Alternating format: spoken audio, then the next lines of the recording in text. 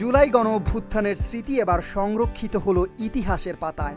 রাজধানীর শেরেবাংলা নগরে আনুষ্ঠানিকভাবে উদ্বোধন করা হয়েছে বহুল প্রতীক্ষিত জুলাই গণঅভ্যুত্থান স্মৃতি জাদুঘর।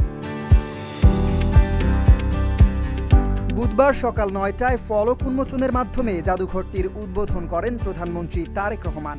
এ সময় উপস্থিত ছিলেন অন্তর্বর্তী সরকারের সাবেক প্রধান উপদেষ্টা অধ্যাপক ডক্টর মোহাম্মদ ইউনূস। উদ্বোধনের পর প্রধানমন্ত্রী জাদুঘরের বিভিন্ন গ্যালারি, সংরক্ষিত নিদর্শন, আলোকচিত্র, দলিলপত্র ও স্মারক ঘুরে দেখেন।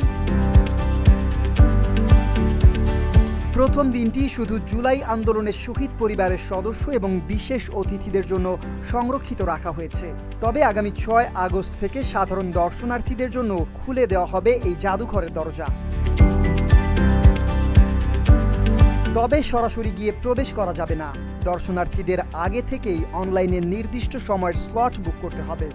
july36.gov.bd ওয়েবসাইটে সাইন আপ করে টিকিট সংগ্রহের ব্যবস্থা রাখা হয়েছে। আর এই ওয়েবসাইটের মাধ্যমে টিকিট সংগ্রহ করতে হবে। প্রাপ্তবয়স্কদের জন্য টিকিটের মূল্য নির্ধারণ করা হয়েছে ৫০ টাকা এবং শিশুদের জন্য ২৫ টাকা।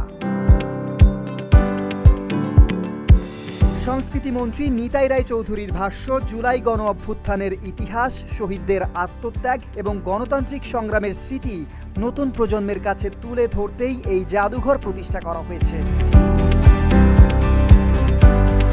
ইতিহাসের গুরুত্বপূর্ণ সেই অধ্যায়কে কাছ থেকে জানার সুযোগ করে দিতেই এবার সবার জন্য খুলে যাচ্ছে জুলাই গণঅভ্যুত্থান স্মৃতি জাদুঘরের দরজা।